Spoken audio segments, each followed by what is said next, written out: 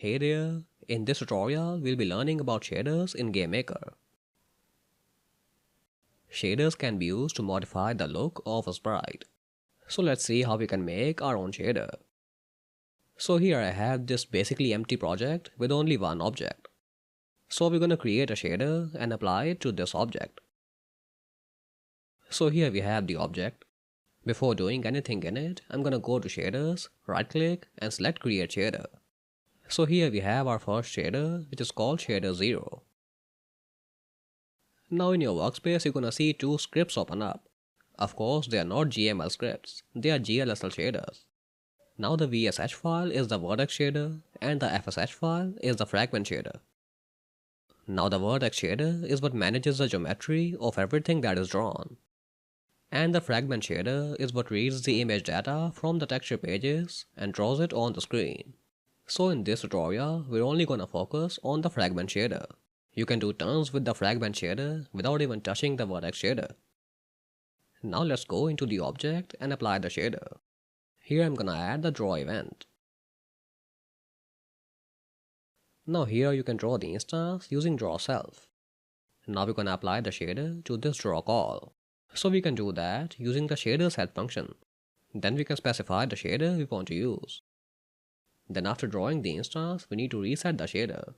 We can do that with shader reset. So that's basically how you use a shader.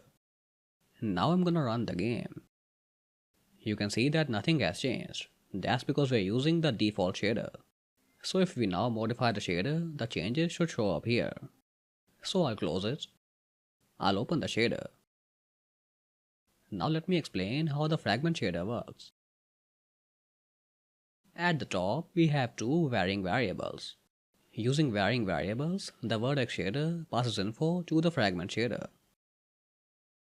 This one is the position of the current pixel on the texture page. And this one stores the blend color and alpha of the instance. Now here we have their data types. They are both vectors, where this one is a vector 2 and this one is a vector 4. Now a vector is basically a group of variables. So a vector 2 or vec2 has two variables inside it, x and y.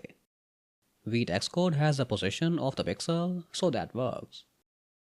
Now a vec4 has four variables inside it. Since this stores the color and the alpha, those four values would be r, g, b and a. So we have red, blue and green for the color and a for the alpha. The color here is from the image blend variable from the instance and the alpha is from the image alpha variable. Now here we have the main function of the fragment shader. This function runs for each pixel of the image. Now this is the part where it takes the pixel info from the texture page and outputs it. glFragColor is a vec4 that stores the final color and alpha of the pixel. Now here we have a function called texture2d. That's what gets the color of the pixel from the texture page. So here we have the current texture page. And here we have the position of the current pixel on this texture page. So the function finds the pixel on the texture page and returns its color value. So it gets a vec4 with the RGBA values. Then that vector is multiplied with the V color. So that's how the blend color and alpha of the instance affect the sprite. The result is then applied to glFragColor. So that's basically how a shader works. Now we can also modify glFragColor manually. So we can create our own vec4 and apply that to glFragColor. As an example, I'll add this inside the function. Now I'm gonna create a new vec4. Now we need to fill out the RGBA values. Colors in shaders are always in the 0 to 1 range. So for the red, I'm gonna enter 1. For green and blue, I'm gonna enter 0. And for the alpha, I'll enter 1. So now we are setting every pixel of the image to the same color. Even the transparent pixels should be visible since we are setting the alpha to 1. So I'll run the game and the image should be completely red. And there we go, the whole area affected by the shader has turned red. Now I'll go back into the shader and set the green value to 1. So now the image should be yellow. And it is yellow because when you mix red and green, you get yellow. Now we can also modify specific color values. So I'll remove this line and add this instead. Now here I'm only modifying the red value of the pixel's color. So I'll set it to 0. So we are basically removing all the red from the image. So now let's run the game and see what happens. And here we have a compile error in the fragment shader. So let's see why we're getting this error. Now the reason why we got an error is because of this 0. This is an integer and this is a float. Integers are basically whole numbers, so they are 0, 1, 2, 3 and so on. But floats, on the other hand, are decimal values. So if you try to set a float to an integer, it's not gonna work. So we can make it a decimal value and it should work. So I'll run the game and now there should be no errors. And now you can see that the image appears all blue. That's because all the red from the sprite has been removed. Now you can also modify multiple values in a vector at once. So I'll remove this line and add this. Now here I'm only modifying the R, G and B values of the pixel. So since we are only modifying 3 values, we need to apply a vector 3. So now we could create a new vector 3, but we are gonna do something else. I'm gonna take the V color vector and take its RGB values. So now the blend color of the instance will override the color of the texture, but the alpha will stay untouched. So I'm gonna go into the object and add the create event. Here we can change the blend color of the instance. So I'm gonna change it to red. And if I run the game now, the color of the image should be red. And it is red because we're using the color of the instance. Now I'm gonna close the game and remove this line. Now let's learn about uniforms.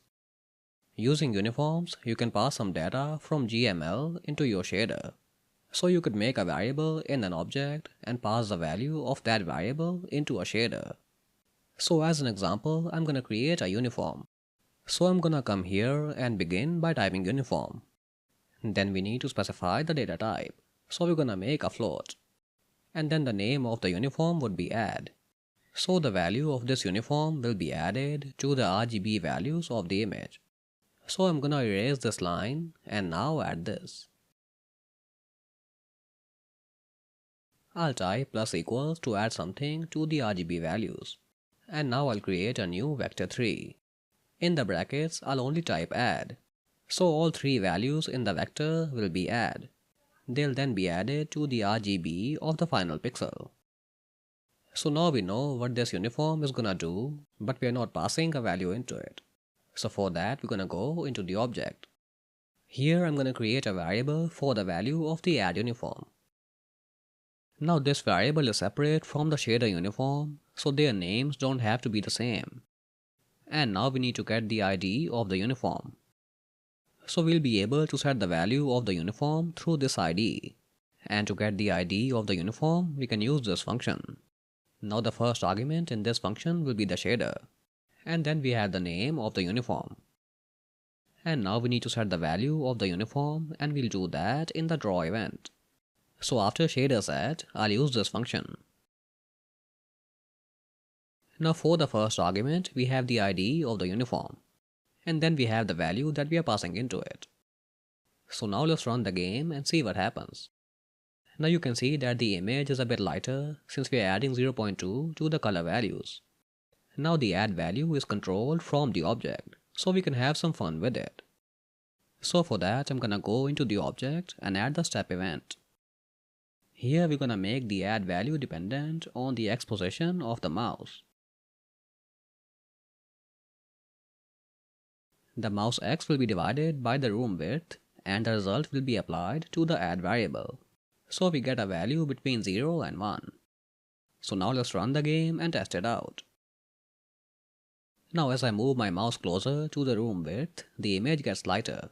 That's all because of the add value. So this is only an example of how shaders can be controlled through GML by making use of uniforms. So as another example, let's make this shader. So I'm gonna go into the shader and remove this line. Now at the top, I'm gonna create another uniform. It'll be a float called time. Through this uniform, we're gonna pass a time value to the shader. That's how we'll be able to animate the effect over time. Now so far you know that shaders use RGB for their colors. So you have red, green and blue that make up the final color. But for this effect, we need to use HSV. So you have hue, saturation and value. We're gonna apply the time uniform to the hue. Then we're gonna use a function to convert HSV to RGB. So I found this function online and I'm gonna link it in the description. It's called HSV to RGB and it simply converts an HSV color to an RGB color. So I'm gonna paste the HSV to RGB function above my main function. Not below it, but only above it. Now the function only takes one argument, which is a vector 3. So we need to pass in the HSV color as a vector 3. Now I'm gonna go into the main function and make the effect. Again, I'll be modifying GL_frag_colors RGB. For the RGB, I'll run the HSV to RGB function. Then in the argument, I'll create a vector 3 for the HSV color. So the hue will be time and the saturation and value will be 1. So the hue will simply change based on the time. Now we need to pass the time value into the uniform. So I'm gonna go into the object and open the create event. Here we'll get the ID of the time uniform. Then I'll open the draw event to set the value of the uniform. So I'll enter the function with the ID of the uniform. Now for the time value, I'm gonna use the current time variable. This variable stores the amount of time passed since the game was started in milliseconds. And because it's in milliseconds, it's gonna be a large value. So to make it smaller, I'm gonna divide it by 2000. So now this value will be passed into the shader as a time value. So let's run the game and test it out. And the effect is working. The time keeps increasing and that affects the hue of the image. To recall, we made the color in HSV and then converted it into RGB for the shader. So that's pretty much it. Let me know if you'd like more videos about shaders. You can check out my other tutorials here and here my Udemy courses. So make sure you subscribe for more and I'll see you in the next one.